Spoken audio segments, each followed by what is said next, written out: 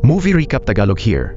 Nagsisimula ang kwento sa isang high school student na nagngangalang Gyeongmin na nag-aaral sa Daehan High School. Tuwing umaga, pilit niyang ibinabangon ang sarili mula sa kama at pumapasok sa paaralan. Ngunit halatang halata na ayaw na niya roon. Matapos ang maraming taon ng pang-aapi at pang-aabuso mula sa kanyang mga kaklase, ang tanging nais niya ay mabilis na lumipas ang natitira niyang 2 taon sa paaralan. Isang araw, pagdating niya sa eskwela, nasaksihan niya ang kanyang kaibigang si Daesuk na tumalon mula sa rooftop. Kalaunan, nalaman natin na si Daesuk ay matagal nang binubuli at inaabuso ng ibang estudyante, lalo na ng 2 pasaway na sina Gwangsu at Junyong na walang tigil sa pagpapahiya at pagpapahirap sa kanya sa loob ng klase. Kahit pagkatapos ng pagkamatay ni Daesuk, hindi pa rin natigil ang bullying sa paaralan. Si Gyeongmin naman ang sumunod na naging target, lalo na ni Junyong, na anak ng isang makapangyarihang politiko. Umabot sa puntong hindi na niya matiis ang pang-aabuso, kaya paulit-ulit niyang naisip na kitilin ang sarili niyang buhay. Ngunit hindi niya kailanman nagawang lakasan ang loob upang ituloy ito. Isang araw, habang walang awang binubugbog ni Gwangsu si Gyeongmin sa harap ng maraming estudyante, wala siyang magawa kundi umiyak habang nanonood lamang ang lahat. Bigla namang lumitaw ang isang estranghero at pinabagsak si Gwangsu sa pamamagitan ng isang suntok lamang. Pagkatapos, walang habas niyang binugbog ang bully hanggang sa hindi na ito makalaban. Nagulat ang buong paaralan at nagtaka kung sino ang lalaking iyon. Maya-maya, dumating si Junyong at agad na hiniling na malaman ang kanyang pagkakakilanlan. Maraming estudyante ang nagakalang isa siyang bagong guro, ngunit ipinakilala ng lalaki ang sarili bilang si Wajin, isang inspektor mula sa Education Rights Protection Bureau. Ipinakita niya ang kanyang ID at ipinaliwanag na ang organisasyon ay bagong itinatag upang sugpuin ang karahasan at pang-aabuso sa mga paaralan, at ang Daehan High School ang kanilang unang misyon. Naging mas interesado ang mga estudyante sa bagong dating. Kalaunan, pumasok si Wajin sa kanilang classroom at inanunsyong siya na ang magtuturo sa kanila mula noon. Habang nagtatawag ng attendance, tinanong niya kung may nakaalam kung bakit nagpakamatay si Daesuk. Isang estudyante ang sumagot ng may panunuya, kaya agad siyang dinisiplina ni Wajin. Pagkatapos ay inutusan niya ang lahat ng estudyante na humiga sa sahig. Tumanggi si Junyong at sinabi sa iba na huwag sumunod dahil takot ang mga estudyante sa kanya. Nag-alinlangan silang sundin ang utos. Ngunit mabilis siyang pinatumba ni Wajin sa pamamagitan ng isang malakas na hampas. Agad na natahimik ang buong klase at ginawa ng lahat ang kanilang ipinag-uutos. Pagsapit ng tanghalian, nagtungo ang mga estudyante sa cafeteria at nadatnan nilang si Wajin mismo ang nagsasandok ng pagkain. Nang matanggap ni Junyong ang kanyang pagkain, sadya niya itong itinapon sa basurahan. Hindi pinalampas ni Wajin ang kawalang galang na iyon. Pinulot niya ang pagkain at ibinuhos ito sa damit ni Junyong. Nagtawanan ng buong cafeteria habang nakatayo si Junyong na labis na napahiya. Kalaunan, bumisita si Wajin sa tahanan ni Congressman Gwang at nakilala roon si Junyong, ang anak ng politiko at isa sa pinakamatitinding bully sa paaralan. Binalaan niya ang kongresista na sumusobra na ang kanyang anak at kailangan na itong disiplinahin. Kung hindi, siya mismo ang magtuturo rito ng leksyon. Hinila pa niya si Junyong sa tainga at pinarusahan sa pamamagitan ng pagpapalinis ng mga banyo. Nang malaman ng kongresista na ang ahensiya ay itinatag ni Education Minister Gang Seok, agad siyang nagalit at nagpunta sa paaralan upang takutin si Wajin. Samantala, muli na namang sinubukan ni Gyeongmin na wakasan ang kanyang buhay, ngunit pinigilan siya ng takot sa huling sandali. Habang nakatayo siya malapit sa gilid ng rooftop, nilapitan siya ni Wajin at mahinahong kinausap hanggang sa ligtas siyang umatras. Pagkatapos, isinama siya ni Wajin sa isang tabi at binigyan ng payo. Sa halip na wakasan ang kanyang buhay dahil sa mga bully, dapat siyang lumaban kapag may pagkakataon. At kung hindi niya kayang lumaban, mas mabuting tumakbo at umiwas kaysa magtiis ng tahimik. Mula noon, unti-unting naging malapit na magkaibigan sina Wajin at Gyeongmin. Kasabay nito, hinarap naman ni Congressman Gwang si Education Minister Gang Seok. Galit na galit siya sa bagong ahensiya at gustong malaman kung bakit ito nilikha. Kalmadong ipinaliwanag ng ministro na nabuo ang organisasyon matapos ang isang trahedyang nangyari 2 taon na ang nakalipas, kung saan isang estudyante ang pumatay sa isang guro. Ayaw na niyang maulit pa ang ganoong klaseng pangyayari. Galit na tinanong ng kongresista kung bakit partikular na ipinadala ang ahensiya sa Daehan High School at iginit niyang isa sa mga inspektor ang nanghaharas sa kanyang anak. Sumagot si Gang Seok na hindi niya nga alam na doon nag-aaral ang anak ng kongresista. Nagpatuloy sa pakikipagtalo ang politiko at patuloy na ipinagtanggol ang kanyang anak. Ngunit hindi natinag ang ministro at tumangging ibigay ang sagot na gusto nitong marinig. Pagkatapos, lumipat ang kwento sa isang masikip at mataong election campaign event na puno ng mga mamamahayag at mga nagpoprotesta. Nagtipon ang mga demonstrador upang tuligsayin si Congressman Gwang na inaakusahan nilang sangkot sa korupsyon at pang-aabuso sa kapangyarihan. Dahil sa matinding galit, muling hinarap ng kongresista si Education Minister Gang Seok. Hindi nagtagal, nalaman natin na ang ministro mismo ang nagpasimula ng investigasyon matapos niyang matuklasan na ang anak ng kongresista ay may malaking kinalaman sa trahedyang humantong sa pagkamatay ng isang estudyante. Galit na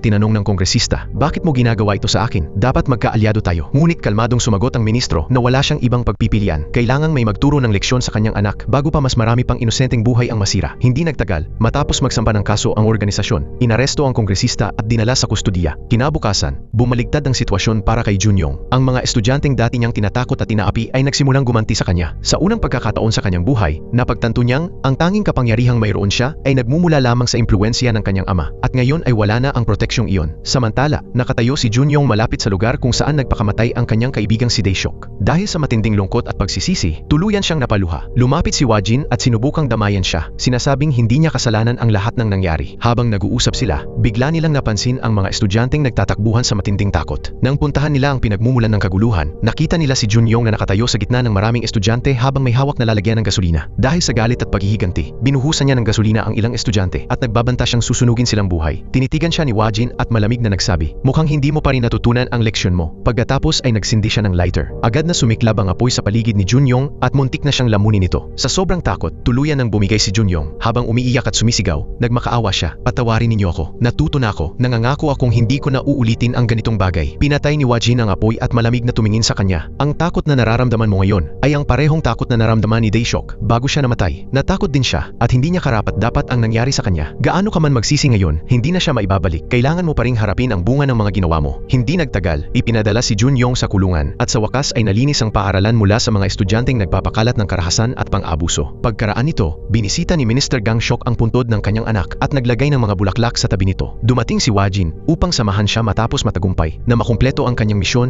na wakasan ang problema ng bullying sa Daehan High School. Ngunit hindi nagtagal, naging sentro ng mga protesta ng publiko ang ahensiya. Maraming tao ang kumuwestiyon sa kapangyarihan at mga pamamaraan ng organisasyon. Bilang tugon, humarap ang ministro sa media. Ipinaliwanag niya na paulit-ulit na nabigo ang mga administrasyon ng mga paaralan na protektahan ang mga estudyante at guro, kaya napilitan ang Ministry of Education na makialam. Ipinahayag niya na ang ahensya ay umiiral upang protektahan ang karapatan ng lahat at wakasan ang mga krimeng nagaganap sa loob ng mga paaralan, kabilang ang bullying, sexual na pang-abuso, aktibidad ng mga gang, pag-abuso sa alak, at iba pang uri ng karahasan. Pagkatapos, lumipat ang kwento sa panibagong lugar, ang Ganhai Technical High School. Isang bagong estudyante na nagngangalang Bong Yun-dae ang lumipat sa paaralan, ngunit agad niyang natuklasan na halos kontrolado ito ng mga gang. Palaging binubuli ang mga estudyante, kinukuhanan ng pera sa pamamagitan ng pananakot, at pinipilit na sumali sa mga gawaing kriminal. Nang pumasok si Yun-dae sa kanyang classroom, nabigla siya sa kanyang nakita. Halos lahat ng estudyante ay may mga tattoo ng gang, lantaran na gumagamit ng droga, at nagdadala ng mga armas sa loob ng paaralan. Hindi lamang kapwa estudyante ang kanilang inaabuso, maging ang kanilang mga guro ay tinatakot at minamaltrato rin nila. Hindi nagtagal, sumiklab ang kaguluhan. Nagsimulang maglabasan ng mga armas ang mga estudyante at magpatayan sa isa't isa. Mga kutsilyo, bakal na tubo, at maging mabibigat na kasangkapan sa automotive ang ginawang sandata habang nagsasagupaan ang magkakalabang grupo sa loob mismo ng paaralan. Habang sinusubukang unawain ni Yun-dae ang nangyayari, nilapitan siya ng isang estudyanteng nagngangalang Yongju. Ipinaliwanag nito na ang labanan ay sa pagitan ng mga estudyante mula sa Automotive Department at Electrical Engineering Department. Nagpapaligsahan ang dalawang grupo upang makuha ang pabor ng makapangyarihang leader ng gang na si Jin-yok. Ang mananalong grupo ay magkakaroon ng pribilehiyong sumali sa kanyang organisasyon. Kasabay nito, matagal nang minamatyagan ng organisasyon ang sitwasyon. Naghahanda sila ng isang malawakang operasyon upang buwagin ang mga gang at maibalik ang paaralan bilang isang tunay na lugar ng pag-aaral sa halip na isang larangan ng digmaan. Samantala, sa ibang bahagi ng paaralan, isang bully ang sapilitang pinaglalaban ang isang bagong lipat na estudyante at ang pinakamasipag at pinakatapat na mag-aaral sa kanilang klase. "Maglaban kayo hanggang kamatayan," malupit niyang utos. "At pagkatapos matalo ang isa sa inyo, bubugbugin ko rin ang mananalo." Pagkatapos ng laban, tinupad ng bully ang kanyang sinabi at nagsimula pa ring bugbugin ang mas mahinang estudyante. Dito naging malinaw na ang batang ito ang paboritong puntiryahin ng mga bully sa paaralan. Mahirap siya, tahimik, at buong puso niyang inilalaan ang sarili sa pag-aaral. Sa kabila ng walang tigil na pang-aabuso, pangarap pa rin niyang makapag-aral at mabago ang kanyang buhay. Mabilis na naging kaibigan siya ni Yun-dae at unti-unting nalaman ni Yun-dae ang tungkol sa mahirap niyang kalagayan. Dahil nais niya itong mas maintindihan, binisita pa niya ang tahanan ng bata at nakita mismo ang mga paghihirap na araw-araw nitong pinagdaraanan. Kinabukasan, dumating si Wajin sa Ganhai Technical High School. Nilapitan niya si Yongju at tinanong kung bakit patuloy pa rin itong pumapasok sa paaralan kahit halos araw-araw siyang nabubugbog. Nahihirapang sumagot si Yongju, ngunit ibinunyag ni Wajin na sinimulan na ng organisasyon ang investigasyon tungkol sa kanyang kaso. Opisyal nang nagsimula ang kanilang susunod na misyon. Dito rin nalaman na si Yun-dae, na nagpapanggap na bagong lipat na estudyante, ay isa palang undercover member ng organisasyon at bahagi ng operasyon upang alisin ang mga gang na kumokontrol sa paaralan. Isang araw, sinadya ni Gyun-dae na inisin ang ilang miyembro ng gang at dinala sila diretso kay Wajin. Agad na sinubukan ng mga gang member na takutin siya at maging pisikal laban sa kanya. Kalmadong ipinakilala ni Wajin ang sarili bilang isang inspektor ng organisasyon at ipinaliwanag ang mga patakaran at pamantayang dapat umiiral sa isang maayos na paaralan. Ngunit walang balak makinig ang mga estudyante at pinili nilang salakayin siya. Mabuti na lang para sa kanila, mas mahusay si Wajin kaysa sa inaasahan nila. Ni isa sa kanila ay hindi man lang nakapagbigay ng maayos na suntok. Sa halip, isa-isa silang tinalo ni Wajin ng halos walang kahirap-hirap at iniwang sugatan at lupaypay ang mga miyembro ng gang. Pagkatapos, tinipon niya ang mga estudyante at ipinakilala ang bagong schedule ng klase, kabilang ang bilang ng oras na kailangan nilang ilaan sa pag-aaral bawat araw. Ngunit kahit noon, tumanggi pa rin silang magpakabuti. May ilang nagtangkang maghagis ng mga bagay sa kanya, ngunit mabilis silang tinuruan ni Wajin ng isa na namang leksyong hindi nila malilimutan. Hindi nagtagal, lahat sila ay tahimik nang nakaupo at kumikilos na parang mga tunay na estudyante. Kalaunan, pumasok ang regular nilang guro at nagsimulang magsulat ng aralin sa pisara. Isang estudyante ang nagtaas ng kamay at may panunuya pang nagsabing wala siyang panulat. Agad siyang pinarusahan ni Wajin at kaagad na nawala ang kanyang aroganting asal. Ang iba pang tumatangging magsulat ng notes ay nakatanggap din ng kaparehong disiplina hanggang sa tuluyan ng makipagtulungan ang buong klase. Hindi naglaon, dalawang kilalang pasaway sa paaralan ang tumangging lumahok sa isang praktikal na training lesson. Bilang tugon, isinakay sila ni Wajin sa isang sirang sasakyan at pinaikot-ikot sa lungsod hanggang sa sila ay mapagod at matakot ng husto. Nakahanda na sana siyang bigyan sila ng karagdagang parusa nang pigilan siya ni Yongju. Nang maglaon, tinanong ni Gyun-dae si Yongju kung bakit niya ipinagtanggol ang dalawang estudyanteng iyon. Ipinaliwanag ni Yongju na natatakot siyang lalo lamang lumala ang kaguluhan at muling makansela ang mga klase. Samantala, nagpa siya namang tumakas sa paaralan ang dalawang pasaway. Gusto nilang makipagkita sa makapangyarihang gangster na si Kwon-hyuk na kamakailan lamang ay pumili sa kanilang grupo matapos nilang talunin ang isang karibal na grupo. Napansin ni Gyun-dae ang kanilang plano at nakumbinsi siya ng dalawa na tulungan silang makalabas upang makipagkita sa lider ng gang. Nagkunwari siyang nakikipagtulungan at sumama sa kanila. Pagkatapos ng kanilang lakad, bumalik silang tatlo sa classroom. Agad na sinimulan ng dalawang pasaway na asarin at hamunin si Wajin. Sa mismong sandaling iyon, biglang bumukas ang pinto ng classroom at pumasok si Kwon-hyuk mismo. Walang pag-aalinlangan, hinamon ng gangster si Wajin sa isang suntukan. Nagpalitan ng suntok ang dalawa sa harap ng buong klase. Matapos ang maikling bakbakan, napabagsak si Wajin sa sahig.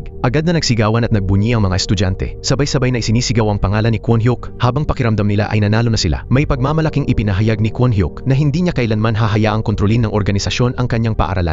Ngunit pagkatapos, dahan-dahang tumayo muli si Wajin. Doon nila nalaman na nagpapanggap lamang pala siyang natalo. Sa isang iglap, naglunsad siya ng mabangis na kontra-atake at sunod-sunod na pinakawalan ang malalakas na suntok kay Kwon-hyuk. Pagkatapos ay nabunyag na ang tunay na layunin ni Wajin. Mula pa sa simula ay ang mahuli si Kwon-hyuk. Ang gangster pala ang utak sa likod ng pagre-recruit ng mga estudyante bilang miyembro ng gang at ang pangunahing nag-uudyok sa kanila na mag-away at manakit ng kapwa. Matapos siyang talunin, ikinadena ni Wajin si Kwon-hyuk at kinaladkad siya sa harap ng kanyang mga tagasunod. Agad na sumugod ang mga miyembro ng gang upang iligtas ang kanilang leader, ngunit wala rin silang nagawa. Isa-isa silang tinalo ni Wajin hanggang sa tuluyan ng mawala ang kanilang kagustuhang lumaban. Nagulat at napatulala ang mga estudyante sa kanilang nasaksihan. Marami sa kanila ang ilang taon ding namuhay na parang mga siga at bully sa paaralan, ngunit ngayon ay nanginginig sila sa takot. Isa-isa silang lumapit kay Wajin at nagmakaawang patawarin sila. Ngunit sinabi ni Wajin na maling tao ang hinihinga nila ng tawad. Kung gusto nilang mapatawad, kay Yongju sila humingi ng tawad. Itinuro niya ang tahimik na estudyanteng araw-araw nilang binubuli, sinasaktan at ipinapahiya. Dahil sa matinding emosyon, napaiyak si Yongju. Sa unang pagkakataon matapos ang napakahabang panahon, may isang taong tumindig para sa kanya at nagbigay ng hustisyang matagal na niyang nararapat matanggap. Pagkatapos, kinausap ni Wajin ang buong paaralan. Kung ayaw ninyong mag-aral, malaya kayong umalis. Pero huwag na huwag ninyong hahadlangan ang edukasyon ng iba. Huwag na huwag ninyong pahirapan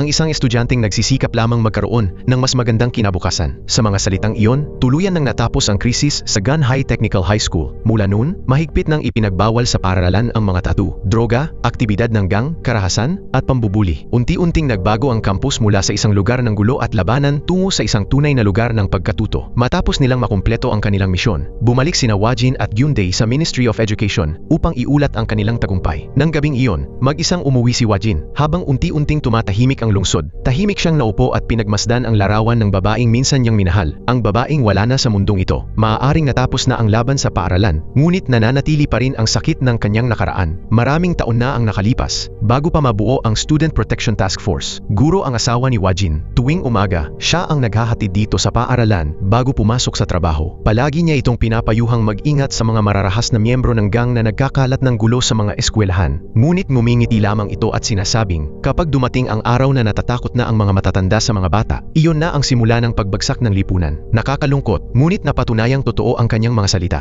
Isang araw, brutal siyang inatake ng isang estudyanteng gangster at kalaunan ay namatay dahil sa tinamong mga sugat. Ang lalo pang nagpabigat sa trahedya ay nang hatulan ng korte ang salarin ng 4 na taong pagkakakulong lamang. Labis na nagalit at nasaktan si Wajin. Noong panahong iyon, tumatakbo si Gang Seok bilang Minister of Education. Nang makita niya ang paghihirap ni Wajin, nangako siya rito, kapag nanalo ako sa halalang ito, bubuo ako ng isang espesyal na organisasyong lalaban sa karahasan sa paaralan at magpoprotekta sa mga guro at estudyante. Iaalay ko ito sa alaala ng aking anak at ng iyong asawa. Kinabukasan, gaya ng nakagawian, nagtungo si Wajin sa opisina ng ministro at tinanong kung saang paaralan naman sila susunod na itatalaga. Habang sinusuri nila ang mga ulat, napunta sila sa kaso ng isang gurong kamakailan lamang ay nagpakamatay. Nang imbestigahan nila ito, isang nakakagulat na katotohanan ang kanilang natuklasan. Isang estudyanteng nagngangalang Yuri na napakasikat sa social media ang nagsampa ng maling paratang laban sa guro at inakusahan itong ng molestya sa kanya. Dahil sa kasikatan ni Yuri online, maraming babae sa kanilang klase ang desperadong maging kaibigan niya. Palagi siyang nagla-livestream habang nasa klase at mas inuuna pa ang kanyang mga taga-subaybay kaysa sa kanyang pag-aaral. Isang araw, kinumpiska ng isang guro ang kanyang cellphone upang mapilitan siyang mag-focus sa klase. Sa sobrang galit, gumawa si Yuri ng peking video na sadyang dinisenyo upang pahiyain ang guro sa internet. May isa pang gurong lihim na nakakita kung paano niya minanipula ang video at kalaunan ay kinausap siya. Nagmamakaawang tigilan na ang pagsisinungaling. Ngunit sa halip na makinig, mas malala pa ang ginawa ni Yuri. Ipinahayag niya sa publiko na tinangkaraw siyang abusuhin ng guro. Mabilis na kumalat ang maling paratang. Kaagad na tinalikuran ng mga tao ang guro. Naging target siya ng walang katapusang panlalait at pambabatikos. Maging ang sarili niyang asawa ay nagsimulang pagdudahan siya matapos makita ang mga akusasyon sa internet. Hindi na nakayanan ng inosenteng guro ang matinding kahihiyan at pressure, kaya tuluyan niyang kitilin ang sarili niyang buhay. Nang malaman ni Wajin at ng ministro ang buong katotohanan, napagdesisyonan nilang ang paaralang iyon ang magiging susunod nilang misyon. Kinabukasan, ipinaalam ni Teacher Yong sa mga estudyante na magkakaroon sila ng bagong gurong papalit sa namatay na instructor. Ngunit nang pumasok pa lamang ang bagong guro sa classroom, agad na siyang pinagdiskitahan ng mga estudyante. Nagtanong sila ng mga hindi naaangkop na tanong at sinubukang ipahiya siya. Isang estudyante ang sarkastikong nagsabing iba raw ang kanyang hitsura dahil sa makeup at iginiit na ipakita nito ang kanyang mga lumang larawan. Hindi nagtagal, nakisali na ang buong klase at sabay-sabay na sumigaw, hinihingi ang kanyang mga lumang litrato. Sa gitna ng kaguluhan ay si Yuri, na muli na namang nagla-livestream ng lahat ng nangyayari. Kalmadong inutusan siya ng bagong guro na itigil iyon, ngunit tumanggi si Yuri. Hindi nag-atubili ang guro. Agad niyang inagaw ang cellphone ni Yuri at ibinagsak ito sa sahig hanggang mabasag. Biglang natahimik ang buong classroom. Tinitigan niya ng diretso ang mga estudyante at sinabi, "Maaaring hindi pa ninyo ako kilala, pero malapit na ninyo akong makilala. Ako si Han Rim, at bahagi ako ng Student Protection Task Force. Narito ako upang turuan kayo ng disiplina. Simula ngayon, walang sino man ang sasagot o sasalungat sa akin. Ang mga patakaran ko lamang ang masusunod sa classroom ito." Napatulala ang mga estudyante sa kanyang sinabi. Pagkatapos, kinolekta ni Han Rim ang lahat ng cellphone sa loob ng klase at ipinaliwanag ang mga bagong alituntuning kailangan nilang sundin mula ngayon. Samantala, nakipagpulong si Wajin sa mga guro ng paaralan at inutusan silang magsumite ng ulat tungkol sa lahat ng malulubhang paglabag na ginawa ng mga problemadong estudyante upang maipataw ang nararapat na parusa. Sinubukan ng punong guro na ipagtanggol ang paaralan at iginiit na mababait at disiplinado naman ang mga estudyante. Ngunit agad siyang pinatigil ni Wajin. Kapag ang mga nakatatanda ay nagsimulang matakot sa mga bata,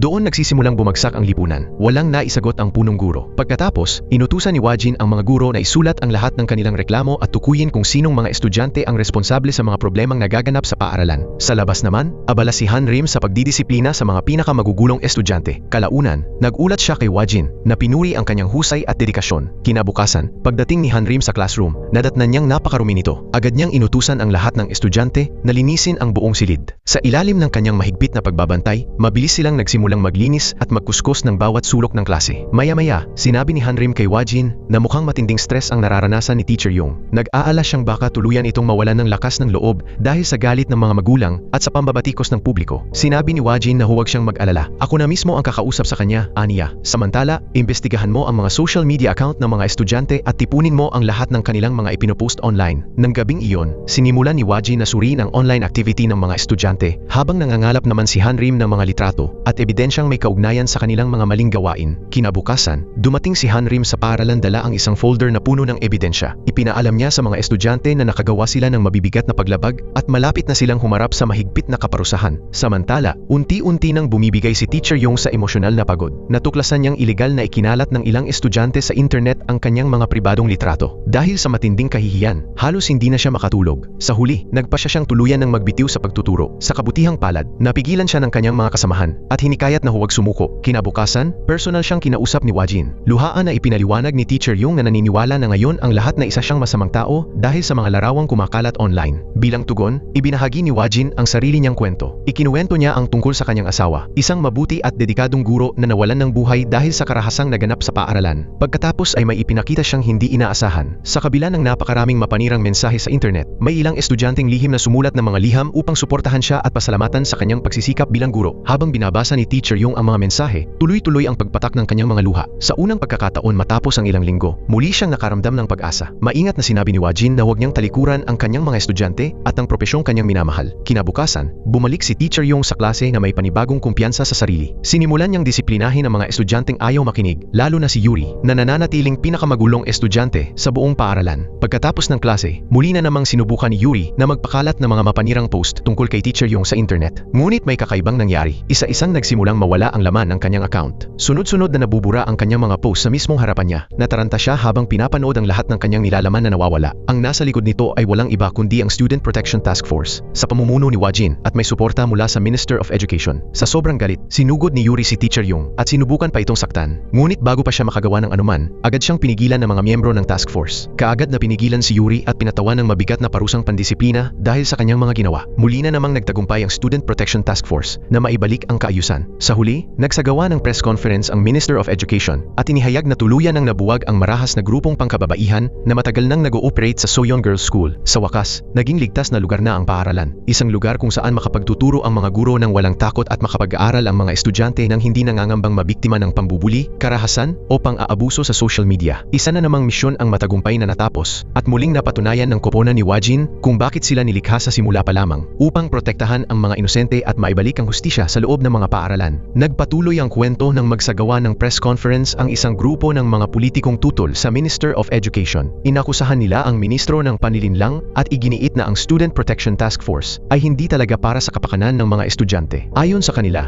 ginagamit lamang ng ministro ang organisasyon upang makapaghiganti para sa kanyang anak na babae na pinatay ng mga gangster sa paaralan. Isiniwalat din nila na ang yumaong asawa ni Wajin ay isa rin sa mga naging biktima ng karahasan sa paaralan. Nang marinig ito ni Hanrim, labis siyang nabigla. Sa unang pagkakataon, nagsimula siyang mag-isip kung may katotohanan nga ba ang mga paratang na iyon. Hindi nagtagal, nagpulong ang ministro at ang kanyang grupo upang pag-usapan ang kanilang susunod na misyon. Ang kanilang target ay isang prestihiyosong internasyonal na paaralan ng mga wika. Kasabay nito, isang nakakagulat na insidente ang naganap sa nasabing paaralan nang marahas na salakayin ng isang estudyante ang kanyang guro. Agad na ipinadala si Wajin at ang kanyang koponan upang imbestigahan ang pangyayari. Pagdating nila roon, namangha sila sa napakalaking kampus at sa tanyag nitong reputasyon. Ipinaliwanag ni Gyundae kay Hanrim ang kasaysayan ng paaralan at ikinuwento ang tungkol kay Teacher Junman, isa sa mga pinakarespetadong guro sa institusyon. Marami sa kanyang mga estudyante ang nakapapasok sa mga nangungunang universidad sa bansa, dahilan upang hangaan siya ng marami. Samantala, kinausap ni Wajin ang gurong sinalakay at tinanong kung ano ang naging dahilan ng labis na galit ng estudyante. Kalmadong ipinaliwanag ng guro ang kanyang panig. Habang nag-uusap sila, hiniling ni Wajin na ulitin nito ang tanyag na katagang madalas niyang sabihin sa kanyang mga estudyante. Laging maniwala sa inyong talento at kakayahan. Nang sabihin iyon ng guro, ngumiti si Wajin at pumalakpak pa. Tila tunay siyang humanga sa pilosopiya nito sa pagtuturo. Sa kabilang banda, kinapanayam naman ni Hanrim ang estudyanteng umatake sa guro. Punong-puno ng galit ang binata at tumangging makipagtulungan. Kahit sabihin ko pa ang totoo, hindi rin naman kayo maniniwala, sabi niya. Gawin niyo kung ano ang gusto niyo. Parusahan niyo ako o ipakulong. Sinubukan siyang pakalmahin ni Hanrim, ngunit nanatili siyang tikom ang bibig. Habang nagpapatuloy ang investigasyon, kinausap ni Wajin ang isa pang estudyante. Inilarawan nito si Teacher Junman bilang isang mahusay na guro na nagbigay ng malaking karangalan sa paaralan. Ayon sa kanya, walang sawang nagsisikap ang guro para sa kanyang mga estudyante at ipinagdiriwang pa ang kanilang tagumpay tuwing sila ay nagtatagumpay. Kasabay nito, nakipag-usap si Hanrim kay Gyundae na nagsabing ang estudyanteng si Yeonyung ay isa sa mga may pinakamataas na marka sa buong paaralan. Desididong malaman ang katotohanan, muling kinausap ni Hanrim si Yeonyung. Tinanong niya kung bakit isang huwarang estudyante ang biglang aatake sa isang respetadong guro. Noong una ay tumanggi itong sumagot, ngunit nang makulitan, sa wakas ay sinabi rin niya ang totoo. Ipinaliwanag niya na napilitang magsara ang restoran ng kanyang pamilya matapos itong hayagang akusahan ni Teacher Junman ng ilegal na operasyon. Dahil dito, tuluyang nalugmok sa kahirapan ang kanilang pamilya. Halos hindi na nila kayang bayaran ang kanyang matrikula. Kalaunan ay kumuha ang kanyang mga magulang ng pribadong tutor upang matulungan siyang maipagpatuloy ang kanyang pag-aaral. Ngunit ayon kay Yeonyung, pinilit umano ni Teacher Junman ang tutor na talikuran siya kaya wala na siyang malapitan. Samantala, ibinahagi naman ni Teacher Junman ang kanyang panig kay Wajin. Ayon sa kanya, mayabang si Yeonyung, madalas manggulo sa klase, lumalabas habang may leksyon, at palaging nagdudulot ng problema. Nakagugulat na tila nasiyahan si Wajin sa paliwanag na iyon. Ngunit nagalit si Hanrim. Direkta niya itong kinumpronta. Bakit isang panig lang ang pinakikinggan mo? Tanong niya. Dapat nating alamin ang katotohanan. Ganito ba talaga nating gagawin ang trabaho natin? Ngunit sinabi lamang ni Wajin na huwag siyang magmadali sa paghusga at ipagpatuloy lang ang investigasyon. Makalipas ang ilang oras, nagtungo si Gyundae sa pribadong akademya kung saan dating nag-aaral si Yeonyong. Doon ay nakilala niya ang dating tutor ng binata at natuklasan ang lihim na koneksyon nito kay Teacher Junman. Bitbit ang bagong ebidensya. Hinarap ni Wajin si Teacher Junman. Ibinunyag niya na nalaman na niya ang katotohanan tungkol sa pribadong akademya at kung paano lihim na minamanipula ng guro ang ranggo ng mga estudyante. Binabayaran siya ng mayayamang pamilya upang matiyak na makakakuha ng pinakamataas na marka ang kanilang mga anak, habang sinasadyang ibaba ang ranggo ng mga estudyanteng hindi kasing pribilehiyo. Agad na nagalit si Teacher Junman at galit na umalis. Kinabukasan, lihim siyang nakipagkita sa isa sa mga mayayamang magulang na desperadong nais na makakuha ng matataas na marka ang kanyang anak na babae. Ayaw tanggapin ng babae ang mababang marka ng kanyang anak at buong kumpiyansang ipinangako ni Guro Junman na sisiguraduhin niyang papasa ang bata ng may matataas na grado. Samantala, nahihirapan pa ring lubos na magtiwala si Hanrim kay Wajin. Nag-aalala siya na baka totoo ang mga paratang laban dito at nangangambang hindi na ito kumikilos ng patas at walang kinikilingan. Pinakalma siya ni Gyundae at hinikayat na maniwala pa rin kay Wajin. Biglang nagkaroon ng matinding pagbabago sa sitwasyon. Dumating ang mga pulis at inaresto si Wajin kasama ang ilan pang miyembro ng task force. Inakusahan sila ng pang-aabuso sa kanilang kapangyarihan at paggamit ng kanilang posisyon para sa personal na paghihiganti. Maging ang Minister of Education ay inaresto rin. Agad na naging pangunahing balita sa telebisyon sa buong bansa ang iskandalo. Kasabay nito, lihim na ibinigay ni Guro Junman ang mga materyales para sa pagsusulit sa isa sa mga mayayamang magulang upang matiyak na makakakuha ng pinakamataas na marka ang anak nito. Bago siya tuluyang dalhin ng mga otoridad, tahimik na inutusan ng ministro si Gyundae na ipagpatuloy ang investigasyon dahil siya na lamang ang natitirang malayang miyembro ng grupo. Di nagtagal, dumating ang araw ng pagsusulit. Nilapitan ni Guro Junman ang estudyanteng tinulungan niya at may kumpiyansang sinabing pagbutihin nito ang exam. Samantala, dinala naman ng ministro at ang kanyang grupo sa hukuman kung saan inakusahan sila ng mga taga-usig na ginamit nila ang task force bilang kasangkapan para sa paghihiganti. Ngunit biglang nagbago ang lahat. Laking gulat ni Guro Junman nang matuklasan niyang napalitan na ang mga test paper. Dahil sa matinding pagkataranta, agad siyang tumakbo papasok sa classroom upang pigilan ang pagsusulit. Ngunit sumulpot si Wajin at mahinahong ibinunyag ang katotohanan. Ang task force mismo ang nagpalit ng mga exam paper. Matagumpay ang kanilang operasyon. Nabunyag sa harap ng lahat ang katiwalian ni Guro Junman. Ang kanyang mga lihim na transaksyon, ebidensya, mga recording, at usapan ay isinapubliko. Nalaman ng buong paaralan kung paano siya tumanggap ng mga pabor mula sa mayayamang pamilya at minanipula ang mga marka ng mga estudyante. Nilamon ng matinding kahihiyan ang estudyanteng nakatanggap ng leaked exam at desperadong sinubukang sirain ng ebidensya. Ngunit huli na ang lahat. Kasabay nito, nakipagkita si Wajin kay Yeonyong at sinabi ang mga salitang matagal na nitong hinihintay marinig. Tama ka sa simula pa lang. Sa unang pagkakataon, may isang taong tuluyang kumilala sa kawalang katarungang dinanas niya. Samantala, matagumpay namang napabulaanan ng Minister of Education ang lahat ng paratang laban sa kanya. Sa harap ng publiko, isa-isa niyang ibinunyag ang mga nakatagong krimen ng mga tiwaling politiko, mayayamang magulang, at makapangyarihang personalidad. Hayagan niyang isiniwalat ang kanilang mga pangalan at ipinaliwanag kung paano nila sinusuhulan ang mga guro upang makakuha ng hindi patas na kalamangan ang kanilang mga anak. Wala nang mapagtataguan, mariin niyang pahayag, gaano man kayo kapangyarihan, mahahanap namin kayo. Sa huli, nakamit na naman ng Student Protection Task Force ang isa pang malaking tagumpay. Personal na bumisita sa grupo ang estudyanteng naging biktima ng kawalang katarungan upang pasalamatan sila sa pagpapanumbalik ng hustisya. At sa wakas, si Guro Junman, ang lalaking minsang hinangaan at iginalang ng lahat, ay inaresto dahil sa korupsyon, pandaraya, at pagtataksil sa mismong mga estudyanteng dapat sana niyang gabayan. Nabunyag ang katotohanan, nanaig ang hustisya, at isa na namang paaralan ang nailigtas mula sa mga taong nagtago ng kanilang pang-aabuso sa likod ng maskara ng edukasyon. Pagkatapos, ipinakilala ng kwento ang isang babae na nagngangalang Jishon. Si Jishon ay isang guro sa elementarya sa Yongjung Elementary School. Isang araw, nakita siyang sumusulat ng liham paalam para sa kanyang ina, at agad na naging malinaw na may mabigat siyang pinagdaraanan. Matapos niyang tapusin ang liham, sinubukan niyang kitilin ang sarili niyang buhay sa pamamagitan ng pagbibigti. Sa kabutihang palad, dumating si Hanrim sa mga huling sandali at nailigtas siya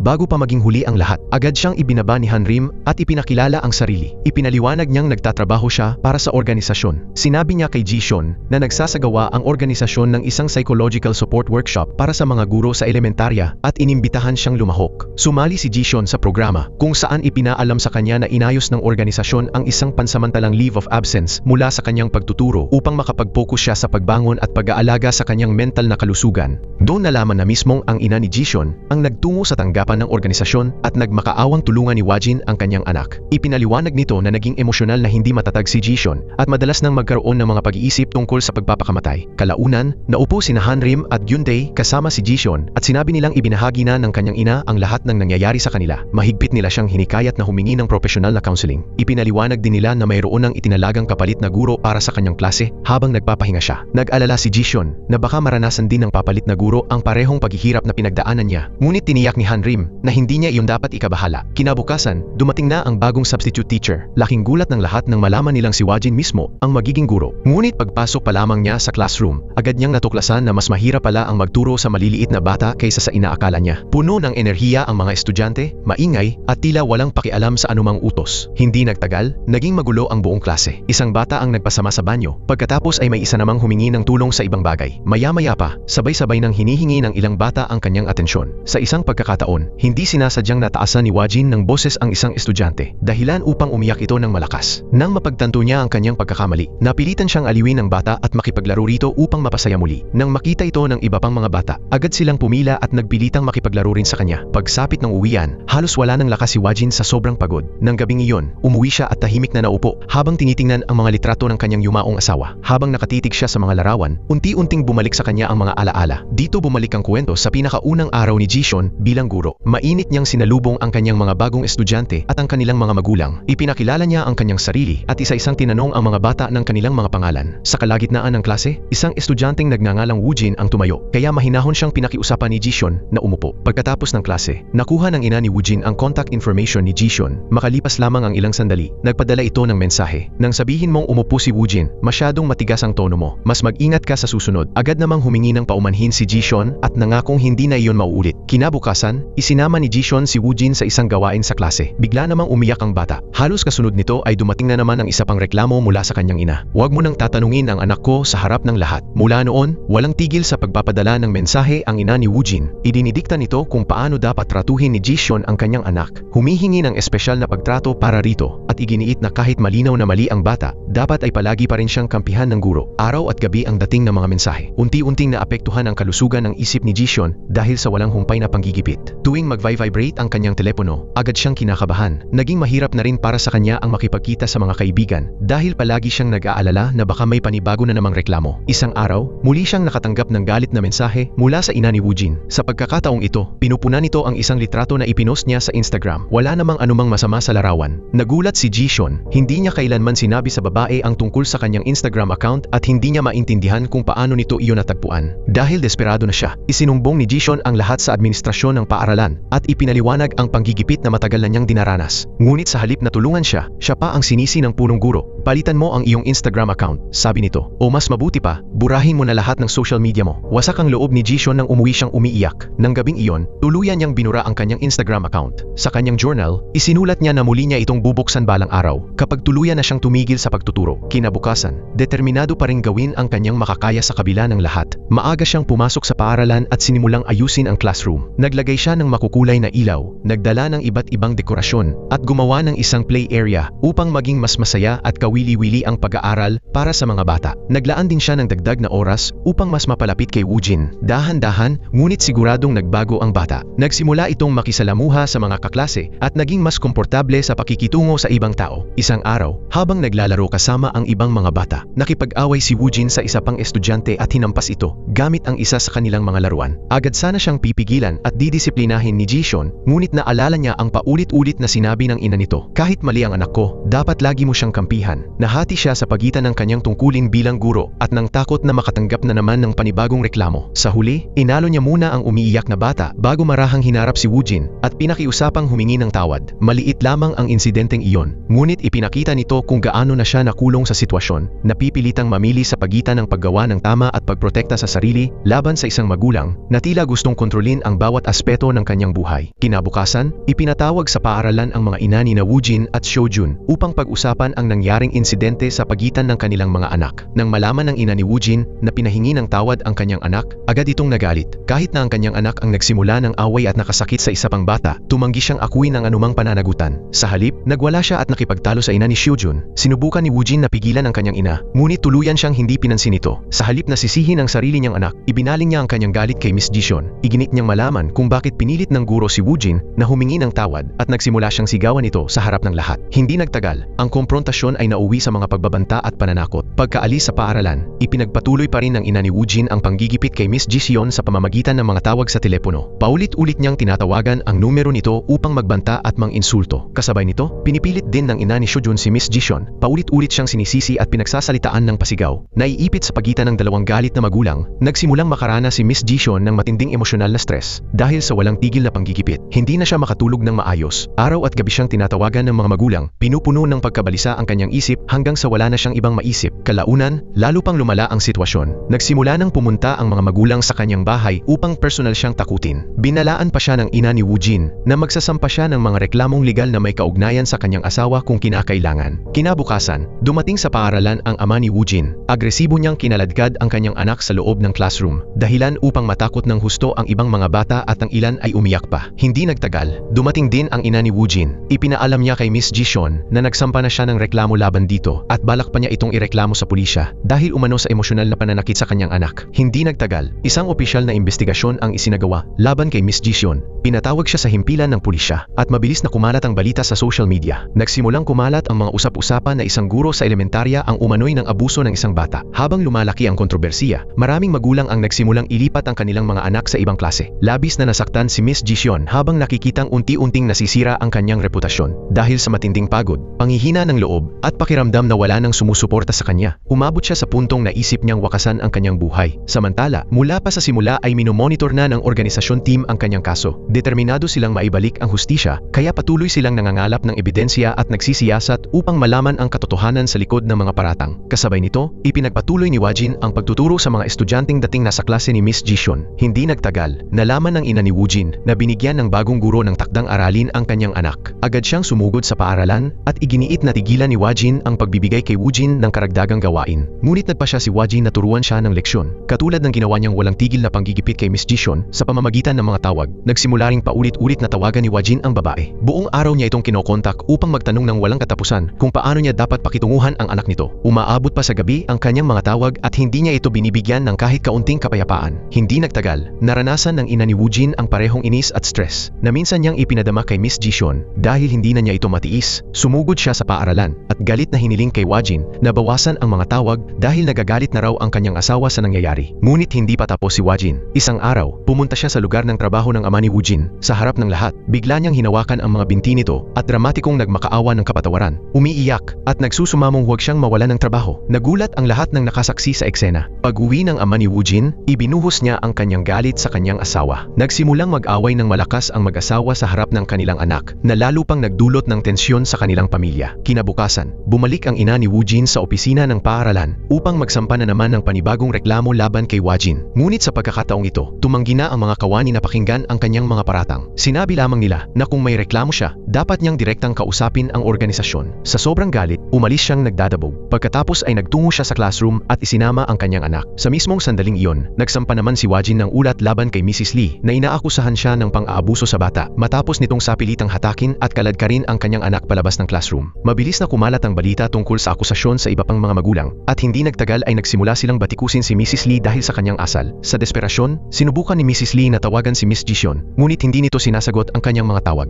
Dahil sa galit at pagkabigo, dumiretso siya sa bahay ni Miss Jishon. Gayunpaman, pagdating niya roon, nadatnan niyang naroon na si Woojin. Sa unang pagkakataon, may taong nagpaharap sa kanya sa mga naging bunga ng kanyang mga ginawa at ipinakita kung gaano kalaking pinsala ang naidulot niya. Kalaunan, nagkaroon din ng pagkakataon si Woojin na muling makausap si Miss Jishon. Nangyari ang pagkikitang iyon dahil siya mismo ang humiling na makita ang guro. Sa kanilang pag-uusap, may isang masakit na bagay na inamin si Woojin. Malungkot po talaga ako sa ginawa ng nanay ko sa inyo. Mahina niyang sabi. Minsan po, pakiramdam ko ay galit sa akin ang mama ko. Maingat siyang inalo ni Miss Jishon at tiniyak na mahal siya ng kanyang ina kahit na nasaktan silang pareho ng mga naging kilos nito. Samantala, pinagmamasdan ni Woojin at Mrs. Lee ang kanilang pag-uusap mula sa malapit na bintana. Habang nakikita ni Mrs. Lee kung gaano tunay na nagmamalasakit si Woojin kay Miss Jishon, unti-unti siyang nilamon ng matinding pagsisisi. Sa unang pagkakataon, napagtanto niya ang sakit na idinulot ng kanyang pag-uugali, hindi lamang sa guro, kundi pati na rin sa sarili niyang anak. Sa huli, sina Mrs. Lee at ang kanyang asawa ay humarap sa hukuman. Iniharap sa hukom ang lahat ng ebidensya tungkol sa pananakot, panghaharas, maling paratang, at emosyonal na pang-aabusong ginawa nila kay Miss Jishon. Pareho silang pinanagot sa batas at tumanggap ng kaukulang parusa. Sa wakas, nanaig ang hustisya. Nalinis ang pangalan ni Miss Jishon, kinilala ang kanyang pinagdaanan, at sa wakas ay natanggap nila ng kanyang ina ang hustisyang matagal nilang hinihintay. Natapos na rin ang bangungot na muntik ng sumira sa kanyang buhay. Samantala, nagsagawa ng isang press conference ang Minister of Education upang ipaliwanag ang kahalagahan ng organisasyon. Binigyang diin niya na ang sinumang nakararanas ng pang-aabuso, pambubuli, o kawalan ng katarungan sa loob ng isang institusyong pang-edukasyon ay dapat makipag-ugnayan sa organisasyon upang maprotektahan at maibalik ang kanilang mga karapatan. Sa wakas, nakabalik si Miss Jishon sa elementaryang paaralang mahal na mahal niya. Muling nakasama ang kanyang mga estudyante, ipinagpatuloy niya ang pagtuturo ng may ngiti sa kanyang mukha, malaya na sa bangungot na halos sumira sa kanyang buhay. Sa ibang lugar naman, ginugugol ni Wajin ang kanyang oras sa pagbabasa ng tala-arawan ng kanyang yumaong asawa. Habang isa-isang binabalikan ang mga pahina nito, pinag-iisipan niya ang sakit na dinanas nito at ang desperado nitong hangarin na makamit ang hustisya. Naalala niya ang estudyanteng responsable sa pagdurusang iyon, isang batang minsang nagsabing hinahangaan at pinahahalagahan niya si Teacher Jishon. Habang abala sa kanyang mga alaala, naputol ang kanyang pagninilay nang lapitan siya ni Gang Shok. Binalaan siya nito na marami na ngayon ang naniniwalang umiiral lamang ang organisasyon para sa personal na paghihiganti. Kailangan mo nang bitawan ang nakaraan, sabi ng ministro sa kanya. Iniisip ng mga tao na ang organisasyong ito ay nabuo lamang dahil sa nangyari sa asawa mo at sa anak kong babae. Hindi mo maaaring hayaang kontrolin ng mga emosyon na iyon ang mga desisyon mo. Kinabukasan, habang magkakasamang bumibiyahe ang grupo, nasaksihan nila ang isang nakakagulat na pangyayari. Ilang estudyante sa middle school ang humaharurot sa mga lansangan sakay ng isang ninakaw na sasakyan. Sa loob ng sasakyan ay may isang takot na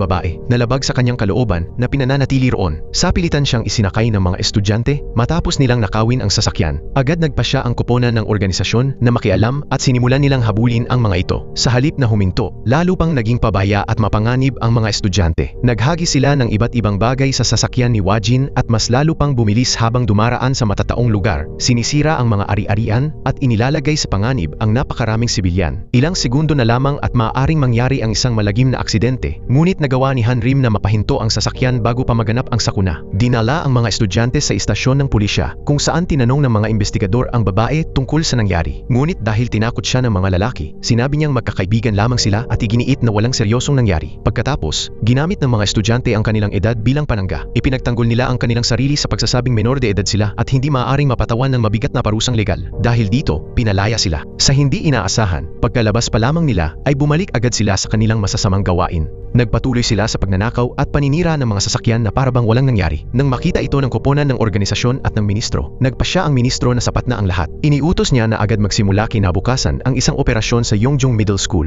ang paralang pinapasukan ng 4 na pasaway na estudyante. Kinabukasan ng umaga, dumating si Wajin sa paaralan at nakaharap niya ang 4 na batang lalaki. Kasabay nito, sinimulan ni Hanrim na kapanayamin ang iba pang mga estudyante sa klase. Tinanong niya kung may nakakita ba sa isang batang babae na nagngangalang Gayun. Halatang takot na takot ang mga estudyante. Malinaw na may alam sila, ngunit masyado silang natatakot upang magsalita laban sa mga nambubuli. Samantala, palihim na sinundan ni Gyundae at Hanrim ang 4 na lalaki sa pag-asang matuklasan kung saan nila itinatago ang kanilang biktima. Kalaunan, nakagawa sila ng isang nakakatindig balahibong pagtuklas. Natagpuan si Gayun na nakakulong sa loob ng isang storage cabinet. Puno ng pasa at sugat ang kanyang katawan. Malinaw na palatandaan ng matagal na pang-aabuso. Agad siyang iniligtas ng grupo at dinala sa isang ligtas na lugar. Sa una, tumanggi siyang magsalita. Upang malaman ang katotohanan, hinalughog nila ang kanyang school bag at nakakita ng ilang tableta. Mukhang mga ipinagbabawal na substansya ang mga ito na sapilitang pinapainom sa kanya ng mga lalaki. Kalaunan, nag-ipon ng lakas ng loob si Gayun upang ikwento ang kanyang pinagdaanan. Ipinaliwanag niya na nang una siyang lumipat sa paaralan, palagi siyang pinupuri ng ibang estudyante dahil sa kanyang hitsura. Napakaganda mo, madalas nilang sabihin sa kanya, mukha kang artista, kung babawasan mo lang ng kaunti ang timbang mo, mas gaganda ka pa. Isang araw, nilapitan siya ng isang lalaki mula sa kanilang klase at inalok ng mga tableta. Sinabi nito na makatutulong ang mga iyon upang pumayat siya at maging mas kaakit-akit. Upang makumbinsi siya, tinunaw ng lalaki ang isang tableta sa tubig at hinikayat siyang inumin ito. Mula noon, isang estudyanteng nagngangalang Jiyong ang regular na nagsusupply kay Gayun ng mga tableta. Habang tumatagal, lalo nitong pinapataas ang halagang sinisingil sa kanya, sinasamantala ang kanyang mga insecurities. Kalaunan, hindi na kayang bayaran ni Gayun ang mga ito. Nang humingi siya ng dagdag na tableta ng walang pambayad,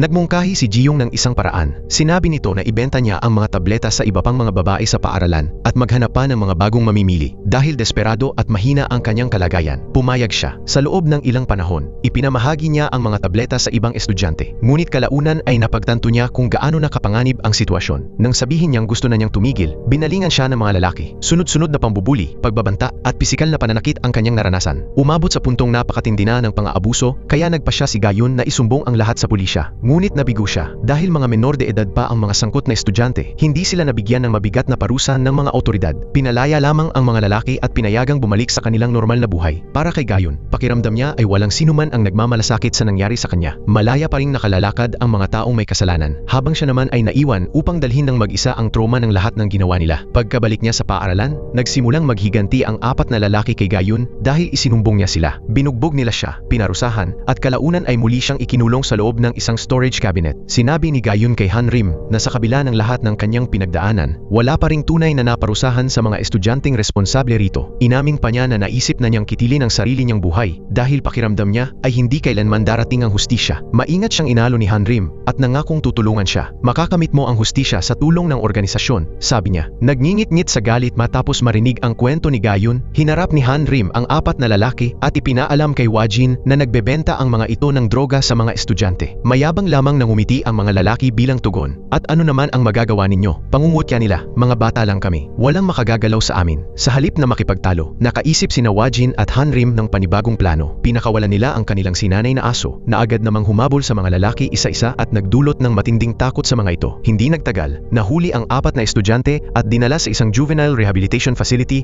para sa mga kabataang lumalabag sa batas. Pagdating nila roon, kinumpiska ang kanilang mga cellphone, inahit ang kanilang buhok, pinagsuot sila ng magkakaparehong uniforme at inilipat sa isang dormitoryong mahigpit na binabantayan sa ilalim ng pangangasiwa ni Hanrim. Agad namang sinubukan ng mga lalaki na magmatigas at hamunin si Hanrim. Ngunit malaking pagkakamali iyon. Mabilis silang inilagay ni Hanrim sa kanilang lugar at tinuruan ng aral na hindi nila kailanman malilimutan. Mula noon, nagsimula na ang kanilang bagong buhay at mahigpit na routine. Tuwing umaga, napipilitan silang gumising bago pa sumikat ang araw, maglinis ng mga palikuran, magsagawa ng pisikal na pagsasanay at sumunod sa mahigpit na schedule. Pagdating ng almusal, nakakasalamuhan nila ang iba pang mga kabataang nagkasala na kasalukuyang nakakulong sa pasilidad. Marami sa mga ito ang mas mapanganib kaysa sa kanila. Sa unang pagkakataon, tunay na nakaramdam ng takot ang 4 na binata. Pagkatapos, inatasan silang maglinis at pinaghugas ng mga pinggan at kagamitan sa kantina. Isang araw, nakipagtalo ang isa sa kanila sa isang tahimik na bilanggo at nagpasiyang bugbugin ito dahil inakala niyang mahina ito. Ngunit agad na ibinunyag ni Wajin ang katotohanan. Ang tila inosenteng bilanggo ay kilalang-kilala pala sa buong bansa. Maraming taon na ang nakalipas, palagi siyang binubuli ng kanyang mga kaklase. Matapos magtiis ng matinding pang-aabuso sa loob ng maraming taon, tuluyan siyang nawalan ng kontrol at pinatay ang lahat ng estudyanteng nagpahirap sa kanya. Binigyan siya ng media ng isang nakakatakot na bansag, ang mamamatay ng mga buli. Nang malaman ng 4 na binata kung sino siya, labis silang natakot. Mula noon, iniiwasan na nila siya hanggat maaari at halatang kinakabahan tuwing nasa malapit siya. Kalaunan, palihim na nagnakaw ng kutsilyo ang mamamatay na mga buli mula sa mga kagamitang pangkusina na nililinis ng mga bilanggo. Nasaksihan ito ng 4 na binata. Sa una, naisip nilang isumbong siya sa mga guwardiya. Ngunit napansin ng mamamatay ng mga buli na pinagmamasdan nila siya. Kalmado niya silang binantaan at sinabi na magiging isang buhay na bangungot ang pananatili nila sa pasilidad kapag nagsalita sila. Agad silang natakot at nanahimik. Samantala, sa labas ng pasilidad,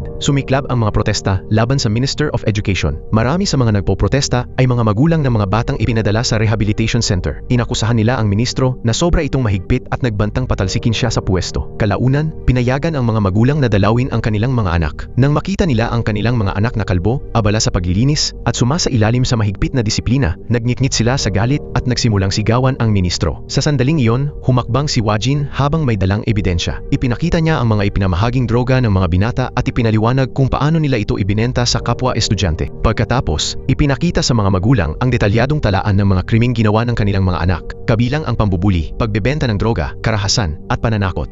Kalmadong nagsalita ang Minister of Education. Hindi namin pinahihirapan ang inyong mga anak, sabi niya. Itinutuwid namin ang pinsalang kanilang ginawa at tinuturuan silang managot sa kanilang mga aksyon. Sa unang pagkakataon, napaiyak ang mga binata. Nagmakaawa sila ng kapatawaran at nangakong magbabago. Ngunit pinutol sila ng ministro. Huwag ninyo kaming hinga ng tawad, sabi niya. Humingi kayo ng tawad sa babaeng sinira ninyo ang buhay. Pagkatapos ay iniharap sa kanila si Gayon. Agad silang humingi ng tawad at nagmakaawa para sa awa. Ngunit diretsong tumingin si Gayon sa kanilang mga mata at nagsabi ng mga salitang nagpatahimik sa lahat. Kailanman ay hindi ko kayo mapapatawad. Ginawa ninyong bangungot ang buhay ko. Pagkatapos, ipinaalam ng ministro sa mga magulang na tinanggihan ang kanilang kahilingan para sa agarang pagpapalaya ng mga binata. Mananatili ang mga ito sa kustodiya ng rehabilitation center at ipagpapatuloy ang kanilang sentensya. Sa wakas, natanggap ni Gayon ang hustisyang matagal na ipinagkait sa kanya. Ibinalik ang 4 na binata sa pasilidad at sinabihang mananatili sila sa ilalim ng mahigpit na pangangasiwa hanggang sa sila ay maging ganap na nasa hustong gulang. Kalaunan, nabunyag na ang kilalang mamamatay ng mga bully ay matagal nang nakikipagtulungan kay Wajin. Ang buong plano ay idinisenyo upang takutin ang mga binata at maranasan nila ang parehong takot, kawalan ng magawa at pagdurusang ipinadama nila kay Gayon at sa iba pa nilang mga biktima. Nais ni Wajin na maunawaan nila ang mga bunga ng kanilang mga ginawa at harapin ang realidad ng sakit na kanilang idinulot. Gayunpaman, hindi nagtagal ay nagkaroon ng hindi inaasahang pangyayari. Isang araw, may isa pang bilanggo sa pasilidad na lihim na nakakuha ng kutsilyo at bigla nitong inatake ang isa sa 4 na binata. Ang dapat sanay aral tungkol sa pananagutan ay nauwi sa isang sitwasyong nagbabanta sa buhay. Nagkagulo ang buong rehabilitation center habang nagaganap ang nakakagulat na insidente. Samantala, nagsagawa ng pagpupulong ang Minister of Education at ang kanyang grupo upang pag-usapan ang lumalalang problema ng pagkalulong sa sugal at droga sa hanay ng mga estudyante. Habang kalagitnaan sila ng talakayan, isang lalaki ang biglang sumugod sa opisina habang umiiyak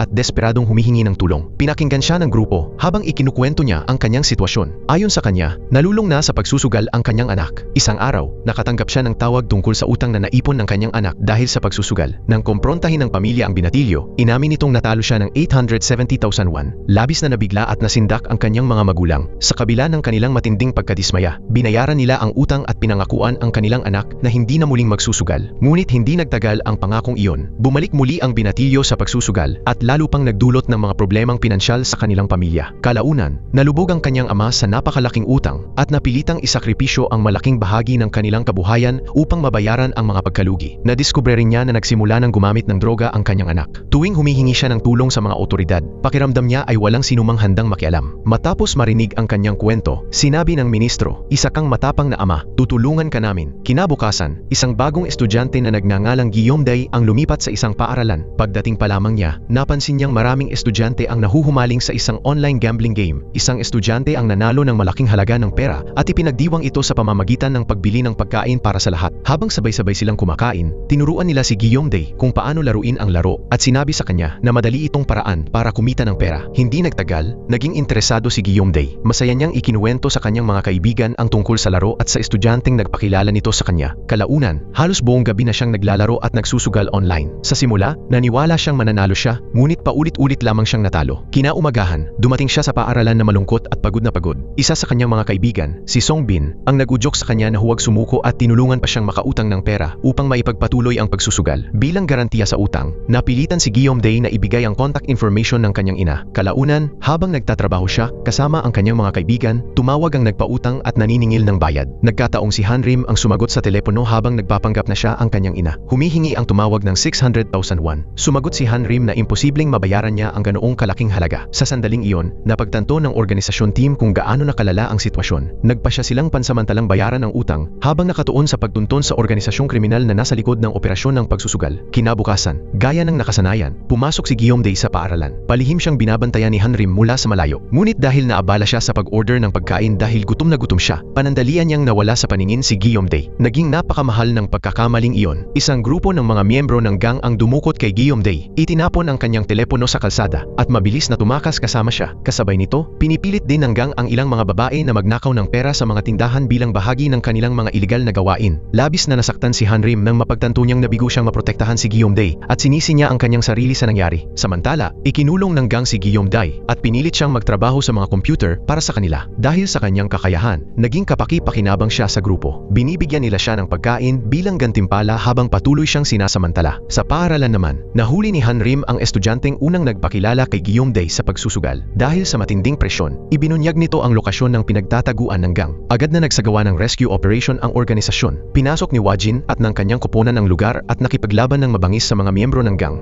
Gaya ng inaasahan, isa-isa silang tinalo ni Wajin. Matapos pabagsakin ng lahat ng humarang sa kanyang daan, nahuli niya ang leader ng gang at pinarusahan ito ng walang awa. Sa wakas, nailigtas ng grupo si Guillaume Day at agad ding isinugod sa ospital ang isa pang biktima na si Jae-yoon. Kinabukasan, bumisita ang ama ni Jae-yoon sa Minister of Education upang magpasalamat. Ngunit ang ministro ang siyang nagpuri sa kanya. "Mabuti at matapang ka ring ama," sabi nito. "Isa kang magandang halimbawa para sa ibang mga magulang." Hinikayat niya ang lalaki na patuloy na suportahan ang kanyang anak. Samantala, binilhan ni Hanrim si Guillaume Day ng bagong telepono upang palitan ang nasira noong siya ay dinukot. Sa ibang lugar naman, habang nakaupo ang ministro sa isang restaurant, nilapitan siya ng isang karibal na politiko na tumatakbo sa ilalim ng ibang partido. Inakusahan ng politiko ang ministro na ipinagpapatuloy lamang nito ang kampanya laban sa mga problemadong estudyante upang mabigyang kasiyahan ang personal personal nitong paghihiganti kaugnay ng pagkamatay ng kanyang anak na babae. Agad namang gumanti ang ministro at inakusahan ang politiko ng korupsyon. Lalong uminit ang kanilang pagtatalo hanggang sa tuluyan nang umalis ang galit na karibal na politiko. Pagbalik nito sa kanyang opisina, nakatanggap siya ng impormasyon tungkol sa ministro at sa organisasyon team mula sa isang misteryosong pinagmulan. Kasabay nito, isa sa mga dating juvenile inmate ang dinala upang makipagkita sa kanya. Samantala, isang panibagong kontrobersiya ang nagsimulang kumalat sa buong bansa. Isang organisasyong pangkaligtasan sa paaralan ang nagmungkahi ng sapilitang pagsusuri ng ihi para sa mga estudyante. Sa publiko, ipinakilala ang mga pagsusuring ito bilang paraan upang mabantayan ang mga kondisyon sa kalusugan tulad ng sakit sa bato at diabetes. Ngunit kalaunan, nagsimulang kumalat ang mga usap-usapan na ang tunay na layunin nito ay upang matukoy kung may mga estudyanteng gumagamit ng ipinagbabawal na droga. Maraming paaralan ang tumutol sa panukalang ito. Samantala, sa isang paaralan, abala ang mga estudyante sa pagkuha ng kanilang panghuling pagsusulit. Isang estudyanteng nagngangalang Yeonmin ang labis na nababalisa. Hindi niya kinaya ang matinding presyon at kalaunan ay nawalan siya ng malay. Agad siyang pinuntahan ng kanyang ina at, matapos siyang painumin ng gamot, pinilit siyang ipagpatuloy ang pagsusulit.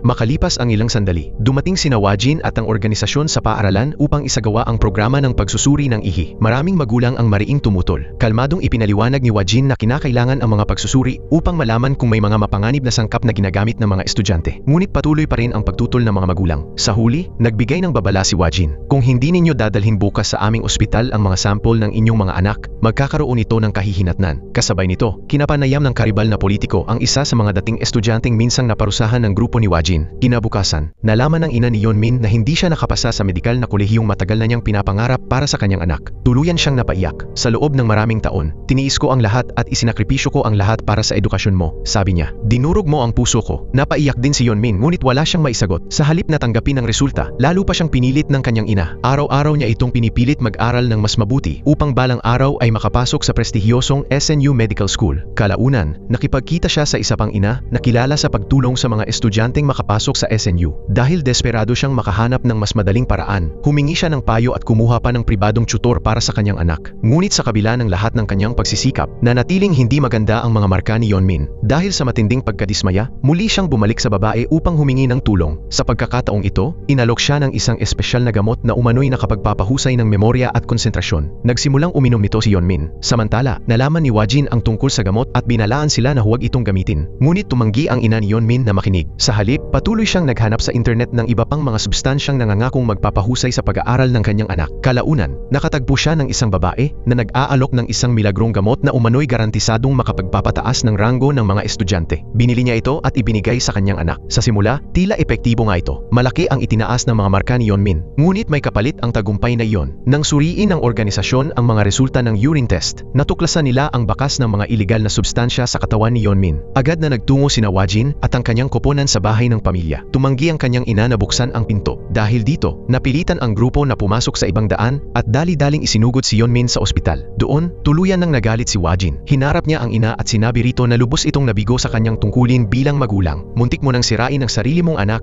dahil sa mga gamot na ito, mariing sabi niya. Nagsimula nang magbago ang pisikal na anyo ni Yeonmin dahil sa mga substansyang kanyang nainom at mabilis ding lumalala ang kanyang kalagayang pangkaisipan. Malapit na siyang tuluyang bumagsak. Upang maipaintindi sa ina ang pinsalang kanyang nagawa, pinaranas ni Wajin sa kanya ang parehong nakapapagod na pamumuhay na ipinilit niya sa kanyang anak. Ginaya niya ang eksaktong schedule ng pag-aaral na araw-araw niyang ipinapasunod kay Yeonmin at pinilit siyang sundin ito mismo. Kalaunan, nakatanggap si Yeonmin ng wastong paggamot at unti-unting gumaling. Isang araw, dinalaw siya ng kanyang ina sa ospital. Ngunit kahit noon, ipinipilit pa rin nitong dapat siyang mag-aral ng medisina. Sa pagkakataong ito, sa wakas ay ipinaglaban ni Yeonmin ang kanyang sarili. Mabuhay ka ayon sa gusto mo, sabi niya sa kanyang ina. Ako naman ay mabubuhay ayon sa gusto ko. Pagkasabi nito, tinalikuran niya ang kanyang ina at naglakad palayo. Kalaunan, muling nagsagawa ng press conference ang Minister of Education. Ibinunyag niya na maraming estudyante sa buong bansa ang nagpositibo sa paggamit ng mga performance-enhancing drugs at iba pang mapanganib na substansya. Binalaan niya ang mga magulang at estudyante tungkol sa mga panganib nito at inanunsyo ang mahihigpit na hakbang laban sa sinumang magpapakalat o magbebenta ng mga naturang gamot. Pagkatapos ng conference, sinuri ni Wajin ang mga sample ng substansyang natagpuan sa katawan ni Yeonmin. Nagulat siya nang ipaalam ng mga eksperto na hindi pala bago ang naturang droga. Sa katunayan, ilang taon na itong umiikot at ginagamit ng palihim. Dahil dito, napagtanto ni Wajin na maaaring mas malawak na sindikato ang nasa likod ng kaso. Naintindihan niyang isang mas malaking investigasyon ang malapit nang magsimula. Pagkatapos, lumipat ang kwento sa isang napakalaking kilos protesta na karamihan ay dinaluhan ng mga estudyante. Nagtipon ang mga tao upang tutulan ang pagpapalaya sa isang dating juvenile offender offender at sabay-sabay na sumisigaw ng mga panawagang humihingi ng hustisya. Hindi nagtagal, nalaman natin na ang sentro ng kontrobersiya ay si Choi Ju-chol, ang parehong binata na 2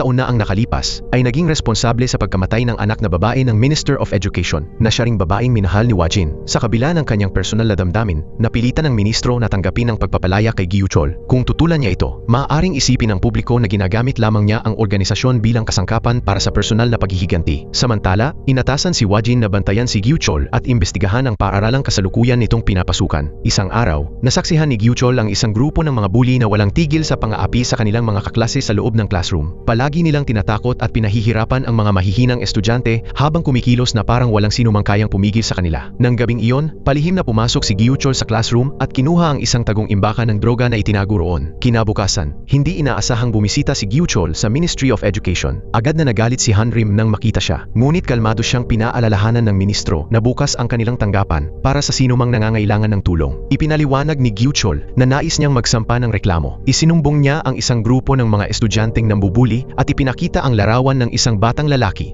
na nagngangalang Xionggu na ayon sa kanya ay isa sa mga biktima. Matapos marinig ang kanyang salaysay, nagpasya si Wajin na siya mismo ang mag-imbestiga sa kaso. Tumutol si Hanrim at sinubukang pigilan siya dahil sa nakaraan ni Gyuchol, ngunit hindi nagpatinag si Wajin. Kinabukasan, dumating si Wajin sa G1 High School at nakilala si Xionggu. Sa kanilang panayam, iginiit ni Xionggu na walang nambubuli sa kanya at maayos naman ang lahat. Nang kausapin ni Wajin ang mga estudyanteng inaakusahan bilang mga bully, hindi inaasahang ipinagtanggol sila ni Xionggu ng sobrang tindi, dahilan upang lalo siyang paghinalaan. Samantala, sinubukan ni Gyundae na sundan ang mga estudyante at imbestigahan ang gaming center kung saan sila madalas tumambay. Mabuti na lang, nakilala siya ng isa sa mga binata kaya napilitan siyang umalis bago pa siya makakalap ng mahalagang impormasyon. Sa halip, ipinadala ni Gyundae si Hanrim bilang undercover. Gumamit ito ng disguise at tuluyang binago ang kanyang hitsura upang makapasok sa grupo ng hindi pinaghihinalaan. Habang nag-iimbestiga, palihim niyang nirecord ang boses ni Chiho. Pagkatapos, ginamit ni Gyundae ang recording upang gayahin ang kanyang boses sa telepono at nalinlang si Xionggu na magbigay ng impormasyon tungkol sa kanilang mga gaming account. Hindi nagtagal, nahack ng organisasyon ang mga account at nakatuklas ng ebidensya ng kahinahinalang aktibidad. Sa kanilang pagsisiyasat, natuklasan nilang napakahusay pala ni Xionggu sa mga online game. Sa kabila ng kanyang pag-aaral at iba pang responsibilidad, sapat ang kanyang galing upang palagi siyang manalo at makakuha ng mga reward. Gayunpaman, nang mapansin ng may-ari ng isa sa mga gaming account na may perang na-withdraw mula rito, agad niyang sinisi si Xionggu at pisikal pa itong sinaktan. Kinabukasan, habang kasama ni Xionggu ang kanyang ina, dumating sina Chiho at ang kanyang pamilya upang magsampa ng panibagong reklamo. Sa pagkakataong ito, inakusahan nila si Xionggu na nagpadala umano ng mga hindi angkop na video sa kapatid na babae ni Chiho. Maring itinanggi ni Xionggu ang paratang, ngunit walang naniwala sa kanya. Mas lalo pang lumala ang sitwasyon nang matuklasan ng kanyang ina na malaking halaga ng pera ang nawala sa kanyang account at lumalabas na ginamit ito sa pagsusugal. Maging ang sarili niyang ina ay nagsimulang pagdudahan ang kanyang pagiging inosente. Pakiramdam ni Xionggu ay iniwan siya ng lahat. Mag-isa siyang naupo at tuluyang napaiyak. Sa sandaling iyon, lumapit si Gyuchol sa kanya. Nag-usap ang dalawa at tahimik na sinabi ni Gyuchol ang isang bagay na tumatak ng malalim sa isip ni Xionggu. Kung umiral lang ang organisasyon 3 taon na ang nakalipas, baka hindi ako naging mamamatay tao. Malaki ang naging epekto ng mga salitang iyon kay Xionggu. Pagkatapos, isinama siya ni Gyuchol diretso sa opisina ng organisasyon at hinikayat siyang magtiwala sa mga taong naroon. Ngunit habang nasa opisina sila, dumating ang isa pang empleyado ng organisasyon dala ang nakakabahalang balita. Opisyal nang nagsampa si Chiho ng reklamo laban kay Xionggu dahil sa umano'y pambubuli. Dahil dito, itinakda ang isang formal na pagdinig. Sa buong proseso, ipinakita ni Chiho ang sarili bilang biktima, habang nahirapan naman si Xionggu na ipagtanggol ang kanyang sarili. Sa wakas, nagsalita na si Xionggu. Ipinaliwanag niya na siya ang tunay na biktima ng pambubuli sa buong panahon, at na si Chiho, kasama ang mga kaibigan nito ay palaging nagnanakaw ng kanyang pera upang pondohan ang kanilang pagsusugal.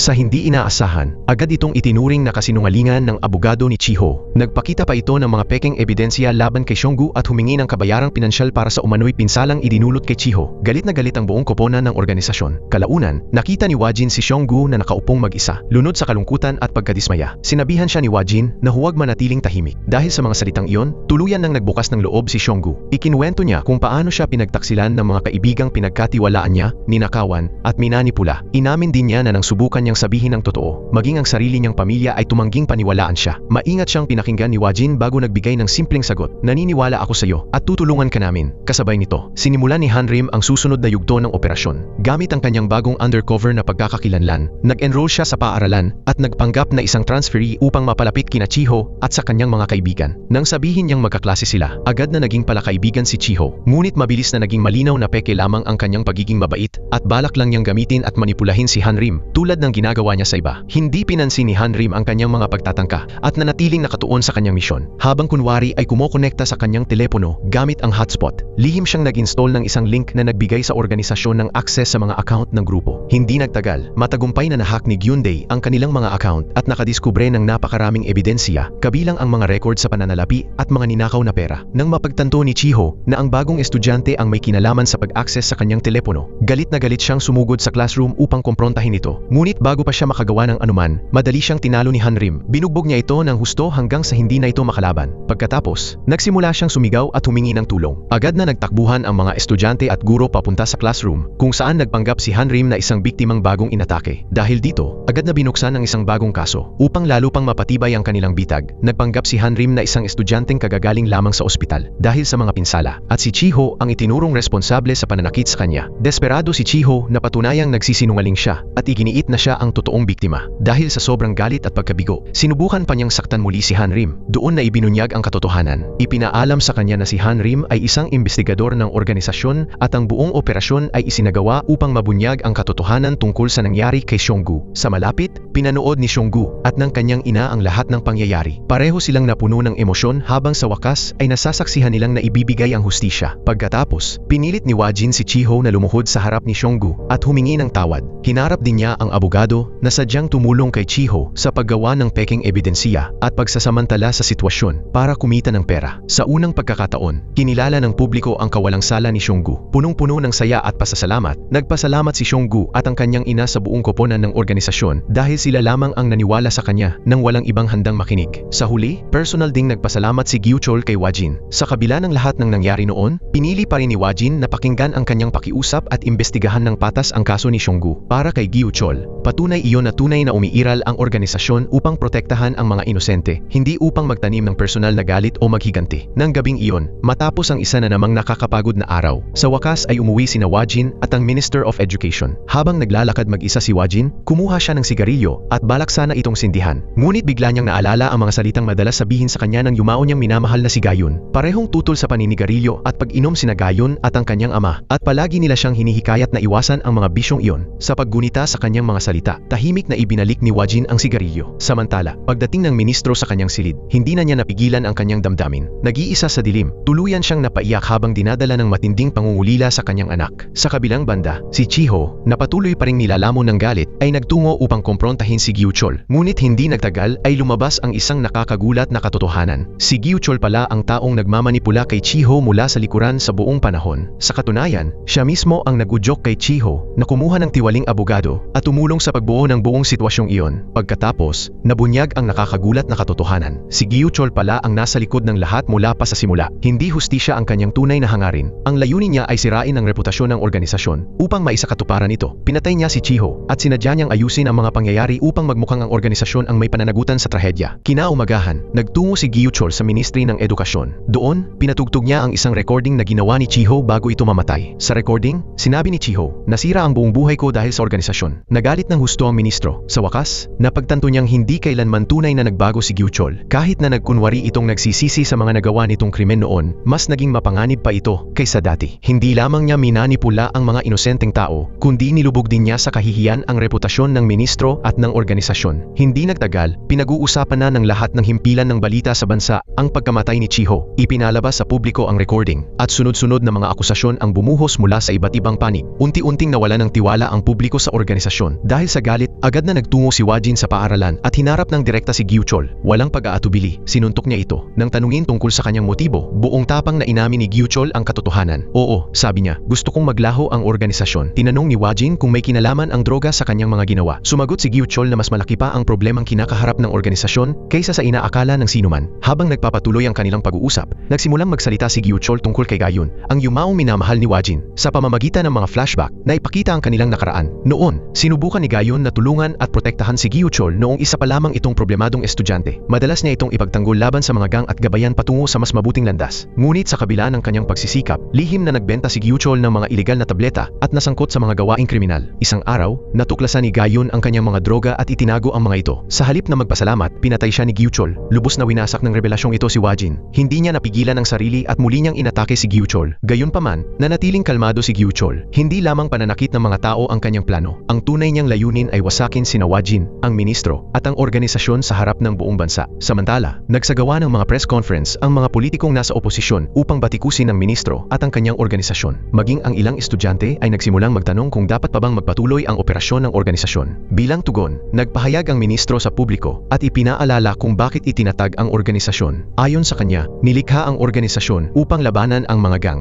droga, karahasan, at pang-aabuso sa loob ng mga paaralan. Kasabay nito, binisita ni Wajin ang puntod ni Gayon at tahimik na pinag-isipan ang lahat ng nangyari. Sa ibang lugar naman, patuloy na pinalalawak ni Gyuchol at ng kanyang mga kasamahan ang kanilang operasyon sa droga. Plano nilang ipamahagi ang mga tableta sa mga paaralan sa buong bansa. Mabilis na kumalat ang droga, maging ang mga ordinaryong estudyante ay nagsimulang bumili at magbenta nito. Napansin ng mga guro ang kakaibang pag-uugali ng kanilang mga estudyante. Ang ilan ay biglang nahumaling sa paghahanap ng mga tableta. Ang iba naman ay paulit-ulit na lumalabas ng klase dahil umano sa sakit ng ulo, pananakit ng tiyan o iba pang karamdaman. Tahimik na kumalat ang droga mula sa isang paaralan patungo sa iba pa. Sa gitna ng kaguluhan, lihim na nakipag-ugnayan si Xionggu kay Wajin at sinabing mayroon siyang mahalagang impormasyon. Hindi inaasahan, natuklasan ng gang na tinutulungan niya ang organisasyon. Kasabay nito, nagsimula ang ministro at si Wajin ng isang pambansang investigasyon na nagsimula sa Soyeon Girls School. Bago sila umalis, binalaan ng ministro si Wajin, "Huwag kang magpapadala sa galit. Ano man ang mangyari, huwag mong sasaktan si Gyuchol. Matagal nang naghahanap ng dahilan ang oposisyon upang atakihin tayo." Bagamat labag sa loob niya, pumayag si Wajin upang makakuha ng suporta. Nag-record ang ministro ng isang pampublikong mensahe na humihiling sa mga guro sa buong bansa na makipagtulungan sa investigasyon at tumulong sa pagtukoy sa mga estudyanteng nagpapakalat ng droga. Ang unang gurong nagboluntaryo ay si Jin Yong. Hindi nagtagal, parami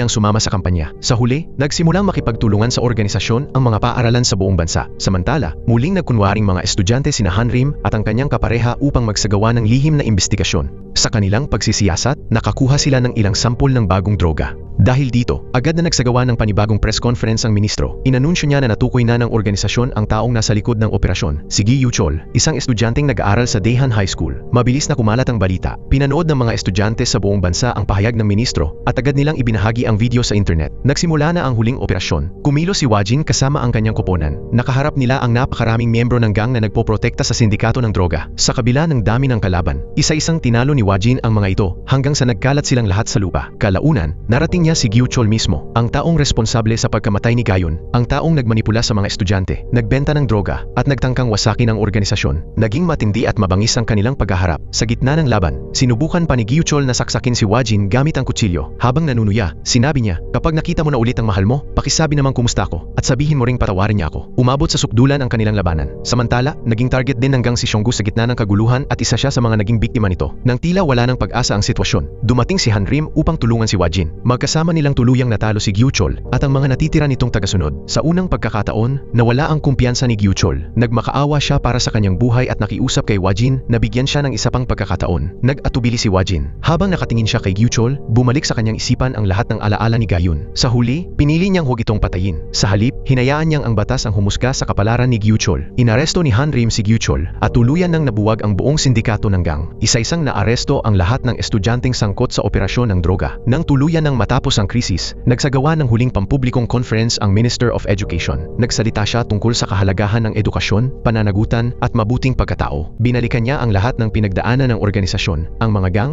pambubuli, droga, katiwalian, at ang napakaraming estudyanteng kanilang pinagsikapang protektahan. Pinasalamatan din niya ang mga guro na nanindigan at sumuporta sa kanila sa mga panahong pinakamahirap. Pagkatapos ng conference, sama-samang bumisita ang ministro at ang buong pangkat ng organisasyon sa puntod ng kanyang anak na babae. Habang tahimik na nakatayo roon, inalala nila ang lahat ng naging biktima ng karahasan sa paaralan at nangakong ipagpapatuloy nila ang pagprotekta sa mga susunod na henerasyon ng mga estudyante. Sa naging resulta ng lahat ng ito, nakatanggap ng nararapat na parusa ang mga pasaway na estudyante, tuluyan ng nabuwag ang sindikato ng droga, at maging ang isa sa mga pinakatiwaling politikong sangkot sa mga iskandalo ay naaresto rin sa wakas. At dito nagtatapos ang pelikula. Maraming salamat sa panonood. Hanggang sa muli, paalam.